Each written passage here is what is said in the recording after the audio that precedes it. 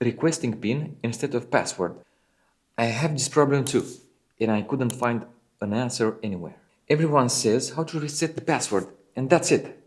But the problem wasn't solved at all. Any password I put in was not good.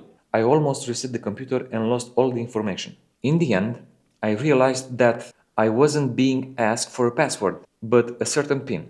A PIN that wasn't set anywhere before when I first got the Mac. So it had to be a PIN of another important program installed in my Mac that was directly related to the security of my Mac. The PIN in question was actually my eToken, with a digital signature installed in the Mac to be able to make invoices and send them to ANAF, the National Anti-Fraud Agency.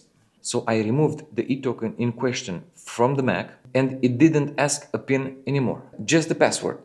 After I put in the well-known password, I opened the Mac without any problems. I want to mention that I own Mac Studio M1 Max.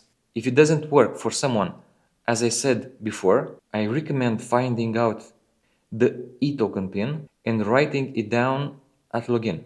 Although if you enter the wrong PIN several times when asked for it, the eToken is also blocked. If this happened, you need to contact the eToken admin to unlock it.